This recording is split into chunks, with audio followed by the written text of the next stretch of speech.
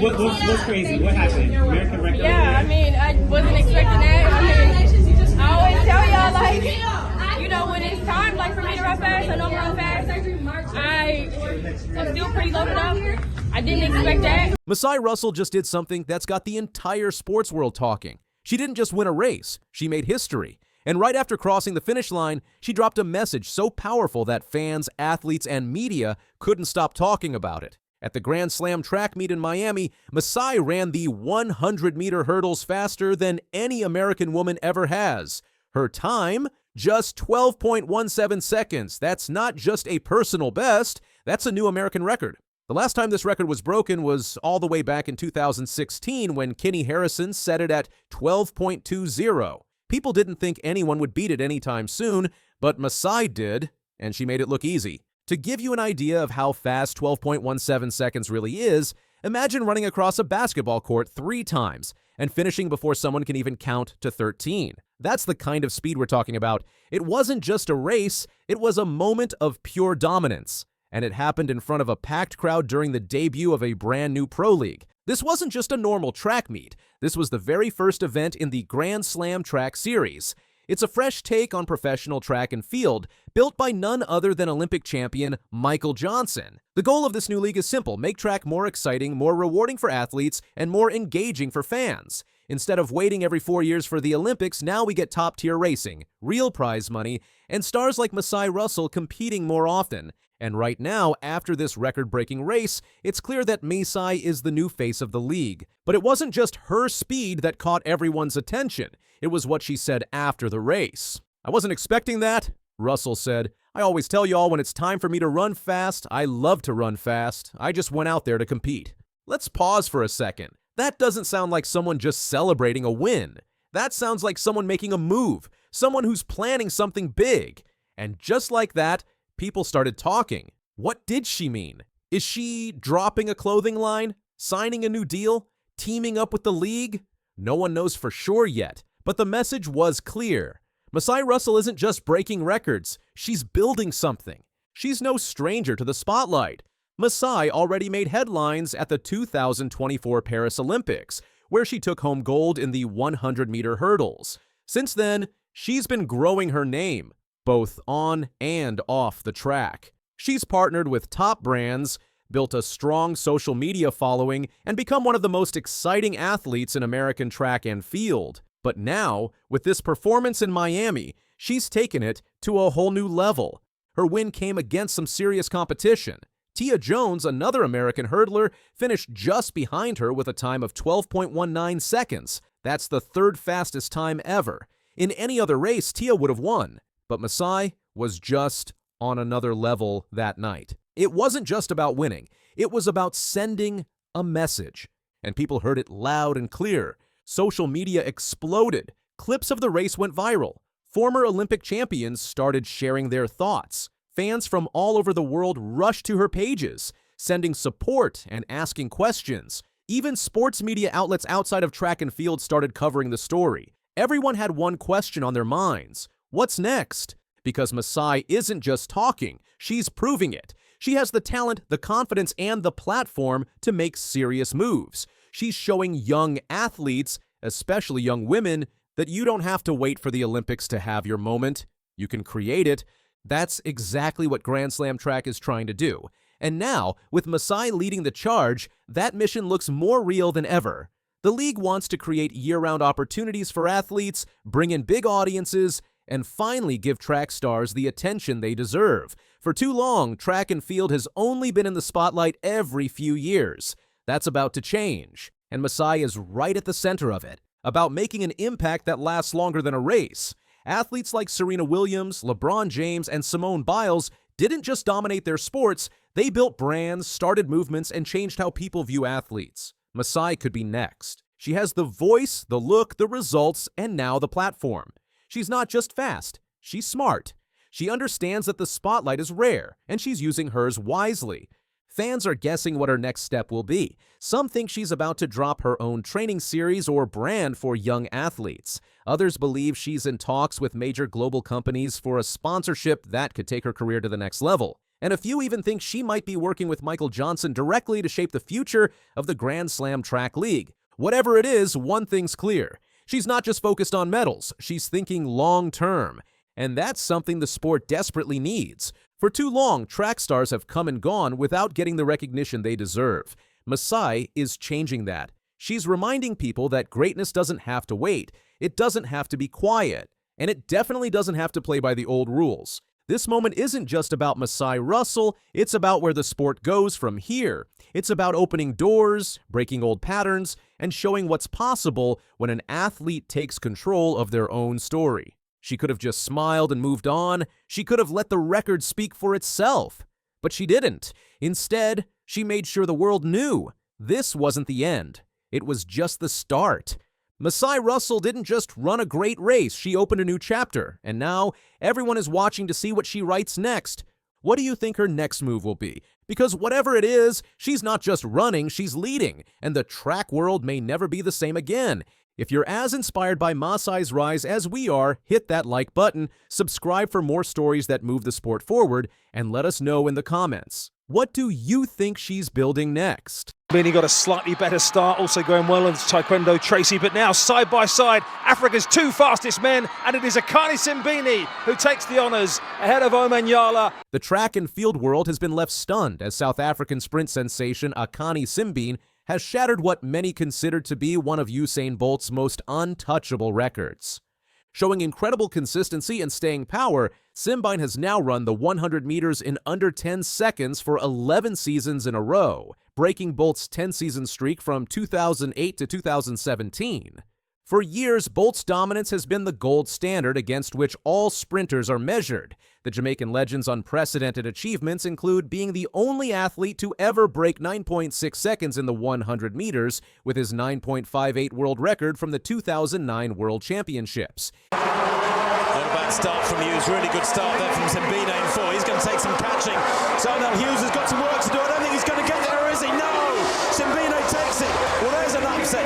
9.93. His extraordinary triple-double, winning both the 100 meters and 200 meters at 3 consecutive Olympic Games, Beijing, London, and Rio, cemented his status as what almost everyone agrees on is the greatest all-around sprinter, male or female, to ever live. Unlike Bolt, who rose to fame with explosive performances early on, Simbine's journey has been slower and more steady.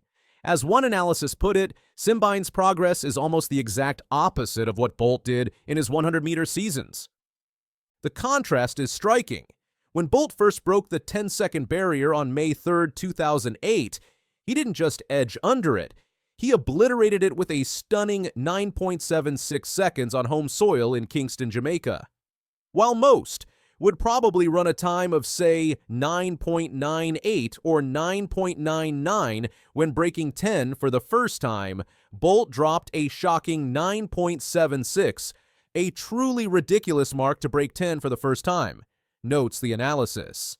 This extraordinary debut put the world in a frenzy as many thought that this really was just too good to be true. Yet Bolt continued his meteoric rise, breaking the world record just 28 days later, with 9.72 seconds in New York, then lowering it again to 9.69 at the Beijing Olympics. By 2009, in only his second year of sub-10 performances, Bolt had already established his still-standing world record. Simbine's journey represents almost the inverse progression. His personal best of 9.82 came in 2024, his 10th season of sub-10 performances, showcasing a methodical development that stands in stark contrast to Bolt's explosive arrival. What makes Simbine's record-breaking consistency even more impressive is that it comes despite a career often characterized by championship near misses. For Bolt, his sprinting record was quite pristine, taking the biggest titles with the fastest times that the world had ever seen. However, for Simbine, it's been a little bit more complicated, as his sprinting record has been one of the most unfortunate, getting so close so many times at every single global final. But ultimately, he still has yet to win a medal in the 100.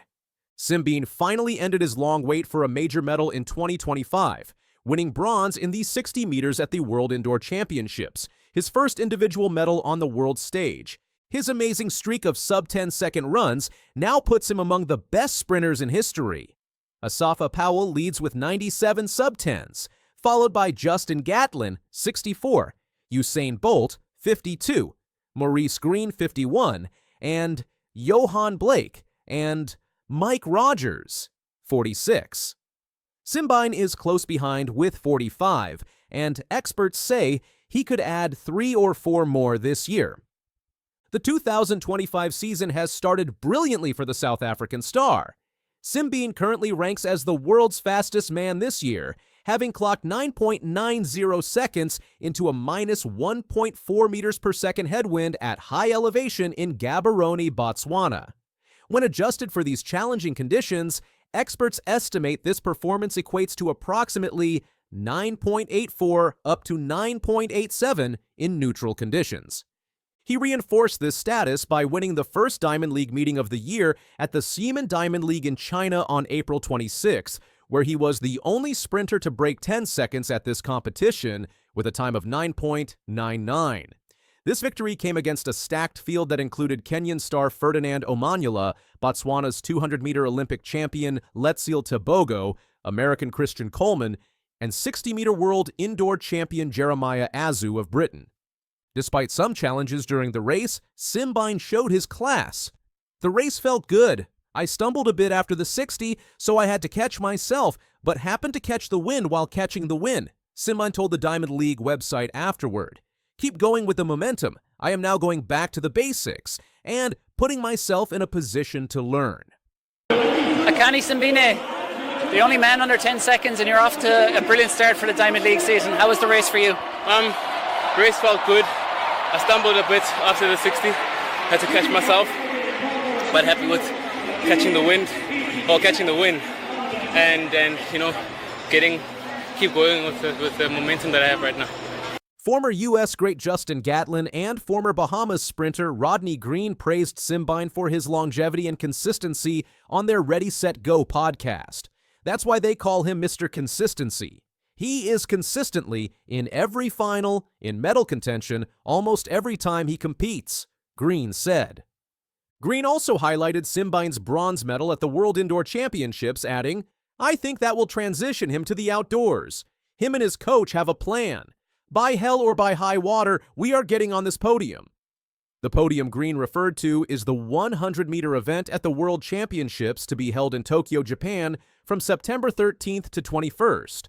Beyond his consistency, another underappreciated aspect of Simbine's excellence is his remarkable top-end speed. Analysis of the 2024 Olympic 100-meter final, where Noah Lyles won gold with a time of 9.79 seconds, reveals that Simbine had nearly identical closing speed to the champion. While Lyles closed his final 40 meters in 3.35 seconds, one of the fastest in history, Simbine closed in just 3.36 seconds, only falling 0.01 seconds shy of what Lyles was able to accomplish. This places Simbine in an exclusive club of sprinters with exceptional finishing speed. We have only ever seen a handful of athletes that have broken 3.4 over the final 40, and of course athletes such as Usain Bolt, Tyson Gay, Johan Blake, and Justin Gatlin are on this list, but also making his way into yet another very exclusive club is Simbine with his incredible 3.36 seconds. One challenge for Simbine has always been managing his peak form for major championships. As Green explained, his season is so difficult because of where he is in the world. Their summertime is in December and January, so when athletes in America and Europe are preparing, they are already ramping up. That is why he can run as fast as he can right now. The key question now is whether Simbine can maintain this form through September's World Championships. Green is optimistic. Now the question is, can he maintain that because the World Championships are so late? Can he run faster than 9.90? Yes, he has done it a few times. Simbine demonstrated his ability to perform when it matters most at last year's Olympic Games, narrowly missing an individual medal in the 100-meter final, but leading South Africa's 4x100-meter relay team to a silver medal days later. As Simbine continues his Diamond League campaign in Shanghai on May 3rd, his record-breaking achievement has already secured his place in sprinting history. By surpassing one of Bolt's most impressive records, 11 consecutive seasons, breaking the 10-second barrier compared to Bolt's 10, Simbine has established a new standard for consistency and longevity that future generations of sprinters will aspire to match.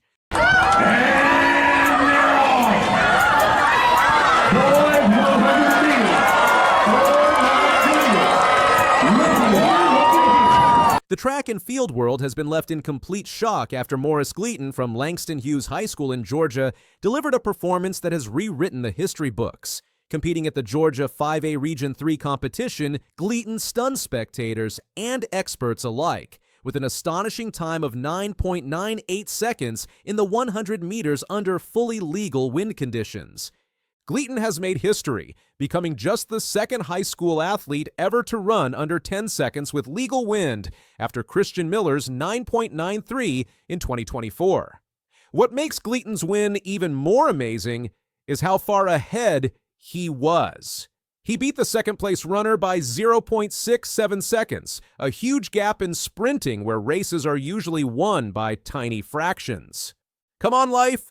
Pull over with it's over with, golly!" exclaimed one observer as Gleaton crossed the finish line, demonstrating the immediate impact of this historic achievement. Even though this was just a regional race and not the toughest competition, breaking the 10-second barrier is a huge deal. Gleaton is now the second fastest high school sprinter ever and one of only 4 junior athletes under 20 to run sub-10 in 2025. His time of 9.98 seconds is currently the 5th fastest in the world this season among all sprinters. The 2025 season has proven historic as it marks the first time that 2 high school athletes have broken 10 seconds in the 100 meters under any conditions in the same season. Alongside Gleaton stands Braden Williams, who has gone sub-10 3 times with wind assistance, including an astounding 9.82 seconds with a plus 6.0 meters per second tailwind, described by one commentator as basically a typhoon kind of tailwind. Though Williams hasn't yet achieved a sub-10 clocking with legal wind readings, track experts estimate that his 9.82 wind-aided time would translate to approximately 9.96 seconds in still conditions, or 9.88 seconds with maximum legal wind assistance. This demonstrates the extraordinary talent emerging at the high school level. The global landscape of junior sprinting has expanded beyond American shores. 19-year-old Bandwalasa from South Africa has recorded a wind-legal 9.99 seconds plus 0.7 meters per second, while 17-year-old Australian sensation Gout ran 9.99 seconds with a slightly illegal plus 2.6 meters per second tailwind. This unprecedented depth among teenage sprinters is transforming expectations of what's possible before an athlete even reaches collegiate competition. High schoolers are only getting faster and faster, notes one analyst, and now that the sub-10 mark has been achieved under legal weans by various athletes, there's likely to be more and more as the years move forward. This fast progress brings up a big question.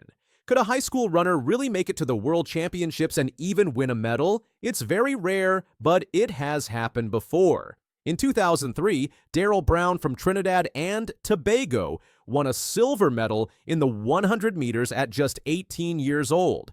He is still the youngest runner to ever win a medal in a world final for the men's 100 meters. The road to the 2025 World Championships in Tokyo won't be easy. The American trials are packed with top sprinters like Noah Lyles, Fred Curley, Christian Coleman, and others. With so much talent, making the U.S. team might be the hardest challenge in all of track and field.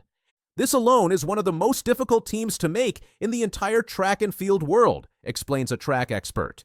And if you do ever make a sprinting team representing the U.S., odds are you'll be bringing back at least one medal. Adding a slight twist to the qualification process, defending world champion Noah Lyles receives an automatic bye to compete in Tokyo, meaning one additional American will make the team. This slight opening could potentially benefit a high school phenom like Gleaton or Williams, though the odds remain exceedingly long.